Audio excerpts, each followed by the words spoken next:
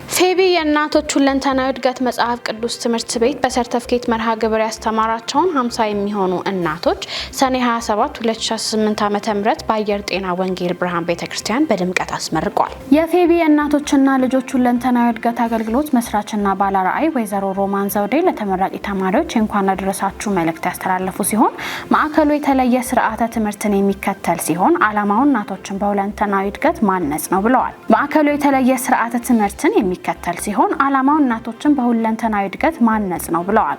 የኢትዮጵያ ቤተክርስቲያናት ህብረት ፕሬዝዳንት ፓስተር ደረጀ ታፈሰ በዚህ የምረቃ ፕሮግራም በመገኘታቸው የተሰማቸውን ደስታ ገልጸው በቤተክርስቲያን ለምናያቸው ትውልድ መታነጽ የእናቶች አስተዋጽኦ ትልቅ ነው ያሉ ሲሆን ይህ ራዕይ እናቶችን በማብቃት ትልቅ ተጽዕኖ እየፈጠረ እንደሆነ ተናግረዋል። በመቀጠል እህት ከበቡሽ የእግዚአብሔር የሥራ ጊዜ በሚል ርዕስ የእግዚአብሔርን ቃል አካፍለዋል። በመጨረሻም ለተመራቂ እናቶች ሰርተፍኬት የመስጠት መርሃ ግብር ተካሂዶ ፕሮግራሙ በጸሎት ተጠናቋል። ፌቢ የእናቶች ሁለንተናዊ እድገት መጽሐፍ ቅዱስ ትምህርት ቤት በወንጌላውያን ቤተክርስቲያናት ህብረት የመጀመሪያው የእናቶች መጽሐፍ ቅዱስ ትምህርት ቤት ሲሆን ሙሉ እድገት ለእናቶች በእግዚአብሔር ቃል በሚል ራዕይ እናቶችን በትምህርት በስልጠና ሁለንተናዊ እድገት እንዲያመጡ የሚረዳ ተቋም ነው። የ2019 ዓ.ም ምዝገባ የተጀመረ ሲሆን ቤተል ሙሉ ወንጌል በሚገኘው ቢሮ በመምጣት መማር የሚፈልጉ እህቶች ከወዲሁ እንዲመዘገቡ ጥሪ ቀርቧል።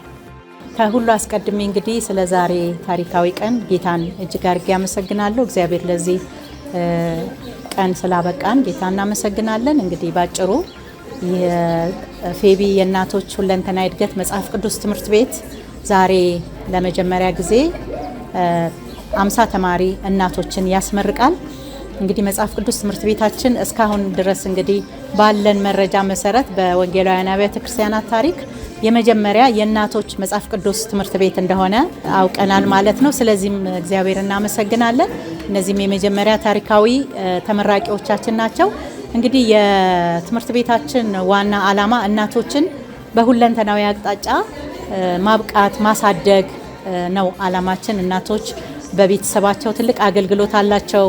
እናቶች በቤተ ክርስቲያን ትልቅ አገልግሎት አላቸው። በቤተ ክርስቲያን የሚደገፈው ብዙ አገልግሎት በእናቶች ነው። እናቶች በናታኒም በጸሎት ህብረት ውስጥ በወንጌል ስርጭት ልጆችን በማስተማር በዲቆና በተለያየ መንገድ እናቶች ለቤተ ክርስቲያን ትልቅ አቅም ናቸው። ስለዚህ እናቶችን ኤምፓወር ማድረግ ማብቃት ለቤተ ክርስቲያን ለሀገርም ትልቅ አቅም እንደሆነ ይሄ አገልግሎት ያምናል።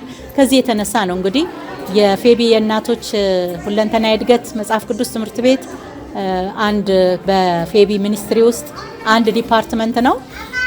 እናቶችን በሁሉ አቅጣጫ የሚያሳድግ አብያተ ክርስቲያናትን በስልጠና በትምህርት የሚደግፍ በጤናማ አስተምህሮ ላይ የተመሰረተ ትልቅ መንፈሳዊ ተቋም ነው። እግዚአብሔር እናመሰግናለን። እንግዲህ ስለዛሬ ስለሰጣችሁን እድል እናመሰግናለን። እናቶች ደግሞ በትምህርት ቤት ቆይታቸው ውስጥ የቀለም ትምህርት ብቻ ሳይሆን የሚማሩት የጎዳና እናቶችን ይመግባሉ፣ ወንጌል ያሰራጫሉ። በማረሚያ ቤት ያሉ አዳጊ ልጆችም ላይ እንደዚሁ ወንጌል ይሰራሉ። እርስ በርስ የውይይት ጊዜ ያላቸው በራሳቸው አውድ ነው መጽሐፍ ቅዱስን የሚማሩት። የተለየ ደስታን ፈጥሮላቸዋል እርስ በርስ ለመማማር ለመተናነጽ። እግዚአብሔርን ስለዚህ እናመሰግናለን። ጌታ ይባርካችሁ። ተመራቂዎች በድጋሚ እንኳን ደስ አላችሁ። በሚቀጥለው ዓመት 2019 እናቶችን አሁን ምዝገባ ጀምረናል። ይሄ ትምህርት ቤት ደግሞ ለየት የሚያደርገው ከሌሎች ስነ መለኮት ትምህርት ቤት የሚከተለው ካሪክለም የተለየ ነው። ለምሳሌ ሰርተፍኬት፣ ዲፕሎማ፣ ዲግሪ በሌላ ሙያና ኢቭን ስነ መለኮትም ቢሆን ያላቸው እናቶች እኛ ጋር መጥተው ይማራሉ። በሰርተፍኬት መርሃ ግብር ከተማሩ በኋላ እንደገና የደቀ መዝሙር ትምህርት ይቀጥላሉ።